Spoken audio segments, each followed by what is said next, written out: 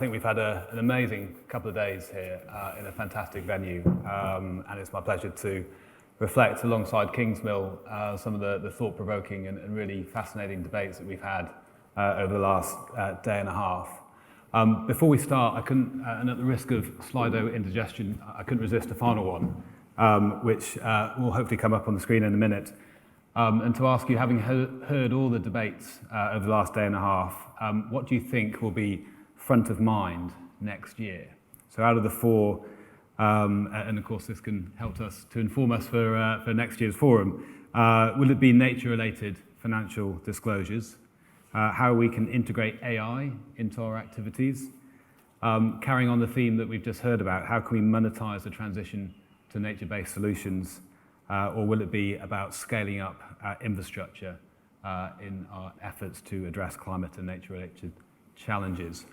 So I will ask for that to be taken down, and we'll come back to that at the end of the session. So I'd like to sort of turn back to yesterday, turn back the clock a little bit. Dan set the scene early on by reminding us all that if we don't solve nature, we won't solve climate change, and that we should be focusing on how we can factor nature recovery into the work we do as a business, something that's clearly championed here at the Eden Project. This was then followed up by an excellent opening keynote by Chris Skidmore, taking us through the importance of his Mission Zero report and how that's really reflected on the challenge that the UK has in delivering on its net zero commitments through an effective and efficient plan for our future energy transition. He gave us calls for optimism in that the pace of recent change has created a rush of economic activity at a massive global scale, with more than 90% of global GDP covered by a net zero target, which is a fantastic statistic, I thought, and that really has created huge global momentum to reach net zero and capture the economic opportunities. He also reminded us how we must invest in nature restoration and protection as part of the UK's plan for climate recovery and economic growth. Kingsmill, you then single-handedly lifted the mood of the room, I think, well, at least for 63% of us, with some excellent insights into the progress we're making globally to decarbonise and how it makes absolute sense to continue to roll out renewables to replace, as you described them, our heavy, fiery molecules with light, obedient electrons, and that 78% of fossil fuel demand has an attractive solution. It was then a great discussion by the panel on the cascading effects of the energy transition on the sustainability transition, concluding with optimism around the aspects of entrepreneurship, lowering costs of renewable energy, the importance placed on net zero in politics, and the impact of big policy announcements such as the Inflation Reduction Act and the EU's biodiversity plan for 2030. Whilst concerns still remained about fruitless technologies, and that's carried on into our next debate, emissions that are still rising, new licensing of oil and gas, and the views on climate change of certain politicians around the world. I pause there. Kingsmill, I'd be interested to hear of your takeaways of that opening session. Well, I think for me, and I've kind of been trying to sketch it out while I'm listening to all these discussions today. I'm trying to figure out a way to put this into frame it. But anyway, I haven't got the answer yet, but I'll get there eventually. But I think what I really noticed was that I've always been saying that we need to change the energy system to help solve the nature problem. But what is becoming clearer and clearer is you also need to solve nature direct, and we'll have to have agriculture solutions in the way we're finding energy solutions. And that's kind of, as you've been saying in the previous panel, it's the next frontier. And we need to start factoring that into our thinking. So I think that's one conclusion I drew from that panel. And then the other, of course, is that there just keep on being new ideas. And we've heard this consistently throughout the last couple of days, new ideas in terms of agriculture and nature solutions, new ideas in terms of geothermal, and I think that's a great new solution we can kind of add to the suite of solutions that we talk about. And then there's also this idea linked to that about that Stuart was talking about, the global south leapfrogging. We shouldn't imagine that countries have to be stuck forever in a kind of treadmill of energy solutions. They don't have to burn stuff before they get rich. They can actually go straight to superior solutions. That, I think, is another very positive aspect of what we've been hearing the last couple of days. So I've been quite enthused by this. Excellent. Well, maybe that 63% might have shifted up a little bit if we ask them again. And the new ideas theme moved us on to the wonderful debate that we had around nature and technology, and we were joined on stage by two wizards and two prophets who debated which out of the restoration of nature or novel technologies should be prioritised to tackle climate change. And we had some great positions being made, and I think it was inevitable that there was almost a meeting of minds and acknowledgement that one position can't necessarily be supported in isolation from the other. And I think Lord Deben summed it up well in his response, that it isn't a matter of prioritisation, but placing them alongside each other. We can't defend nature without the use of technology, and we can't make the most of technology by destroying nature. And I think the mood of the room ended on a very even 50% either way. Kingsmill, which way did you vote? Well, and why? I have to admit, I voted both times for technology, but actually, just to put a couple of numbers around this. So, I mean, I love the idea that carbon is a symptom of a wider malaise. And the glory of carbon is you can, or greenhouse gases even more widely described, you can count them. So you've got 55 gigatons of greenhouse gases being poured into the atmosphere every year. And if you say, well, that's humanity's contribution to the crisis, the question would be then, okay, fine, so how do we solve that? And in very broad terms, if 40 is coming from energy and 15 is coming from ag, then we could turn that 40 down to maybe 5 or 10 through technology, and the agriculture, which required nature-based solutions, we could go from plus 15 to minus 5 or something. I mean, that's kind of how I'm thinking about it. So it would be almost 2/3 technology, 1/3 nature-based solutions in that type of mathematical framing. Yeah. And are you encouraged by the technology that you're seeing? Do you think we're close to reaching a peak in terms of the contribution that can make to the challenges that we have? Yeah, I mean, we at RMI we could have made the call a while ago that we've hit peak fossil fuels in 2019, and we're bouncing on the top, as I was saying yesterday. I think actually there's data now coming out from Rystad and others, which and this kind of forum, which might suggest we've actually hit peak stuff, not just peak fossil, but peak stuff, everything, because basically our new solutions are just cleverer. The old example of an iPhone compared to all of the technology and the kit you used. My colleague, the brilliant Amory Lovins, talks a lot about how incredibly inefficient we are in our use of stuff. And actually, again, here in other forums, you're hearing more and more creative solutions to become much more efficient. And I kind of, you can play with the numbers, but actually it looks like we might well be at peak stuff, and that would mean peak waste and peak destruction of nature.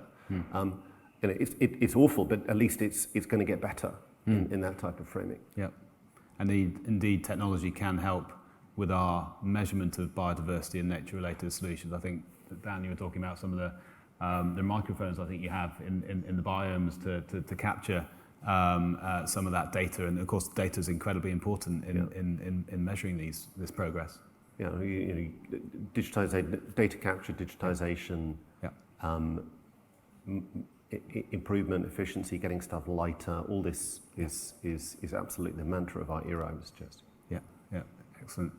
So that concluded yesterday, and I think we all walked away quite buoyed by the opportunities in front of us at least.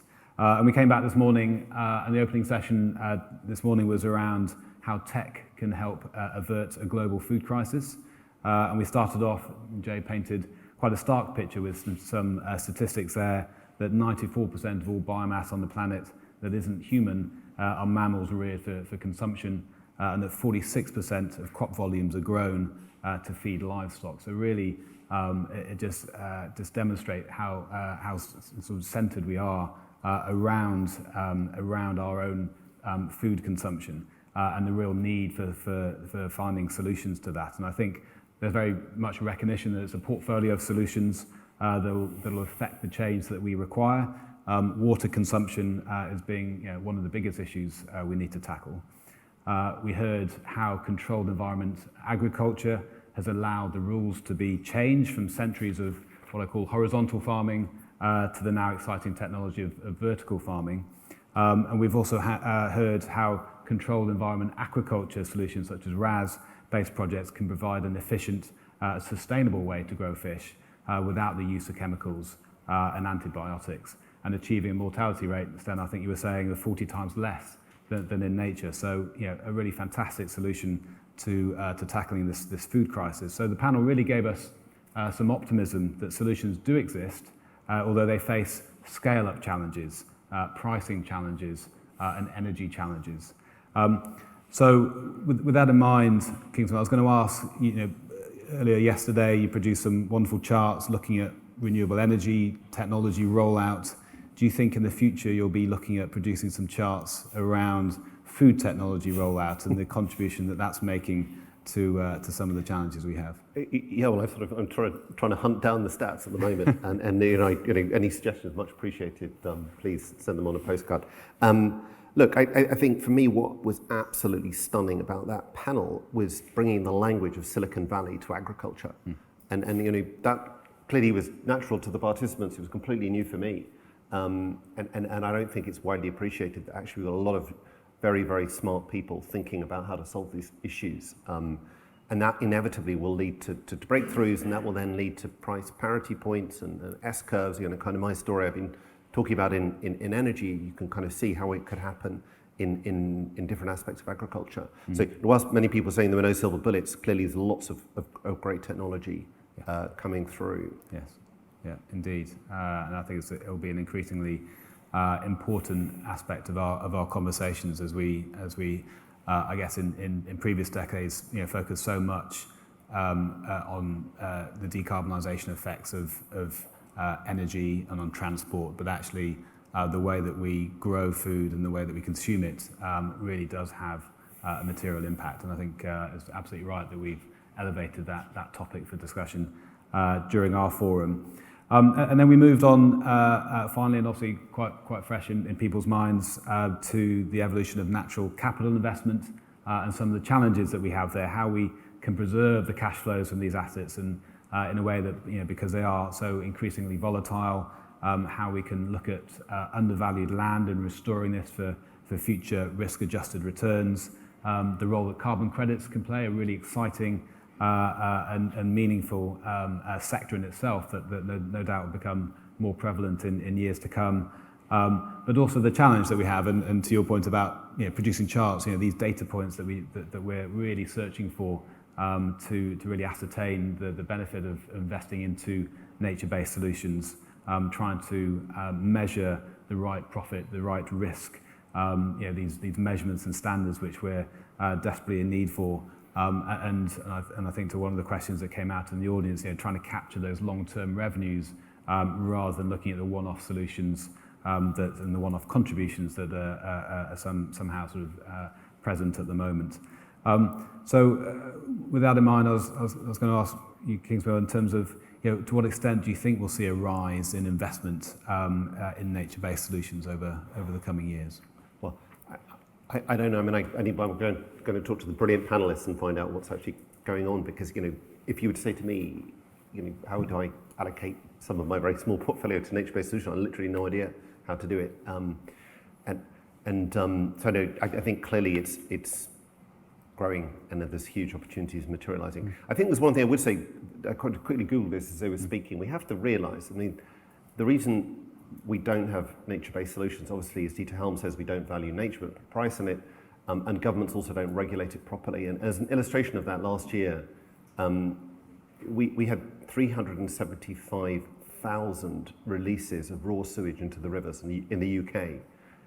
And that's a kind of illustration, and that's in a developed country, which has had hundreds of years to get it right, and we're still treating nature appallingly, even today. So we've such a long way to go here. I'm a little bit scared. I just think that governments need to do so much more, and capital markets can do their bit, but actually, really, this is a governmental regulatory issue. Yeah. And I'd be interested in your sort of takeaways on what we've heard overall over the last day and a half. I think certainly for me, it's really reinforced how closely related nature and infrastructure really is. It's, whether we're speaking about a wind farm or a solar park, but also how we can integrate biodiversity plans into our assets, but also thinking quite intelligently about how nature can be financed as a project in its own right, and how we can monetize that opportunity and the contribution that those projects can make, almost as an infrastructure-like investment. So that was really my takeaway. I'm quite enthused by the opportunity there and the discussion we had about bringing all that together. Anything particular that stood out for you? No, look, I think that for me was also absolutely the core conclusion, that we are finding solutions to all these things together. We have to think about them holistically. Again, as Amory says, if you want to solve a problem, make it bigger. So we have to think about land and nature and energy together. They're all linked anyway. The other key conclusion for me is what Chris said, Chris Skidmore. He said we have to create a framework where we believe ourselves to be and are seen to be the winning team. And those who would wish to destroy our planet or continue to destroy our planet are the losers. And I think that's and we have to continuously reinvent this narrative every single day, in the face of changing facts and in the face of changing opposition. That seems to me a very, very good framing. Yeah, fantastic. Good. Okay, I'm going to wrap up there. If we can come back to the Slido and see what we'll be discussing next year. And there we go. I think an overwhelming winner in terms of how we're going to scale up the infrastructure needed to address climate change and nature-based solutions. So that in itself, I think, sets the scene. Thank you for your replies there. It really just leaves me now to make quite a few thank yous, because this has been a huge event to organise, one that's been a fantastic success. Thank you for all the speakers for their time and their insights. Without you, we certainly couldn't have had such an informed and engaged debate, and there's been a wonderful collection of discussions. Thank you for all the attendees here today. Thank you for the time taken to make it all the way down this way. I hope you've appreciated where we are, and it's been absolutely worth it with the backdrop that we have. It's been a superb location for our Sustainability Forum. Thank you to the Eden Project for hosting and for being our sustainability partner. Some fantastic outcomes, and we very much look forward to our future with you. And thank you to all of those online for tuning in. I hope you've enjoyed the debate, and I shall leave it there. Thank you very much.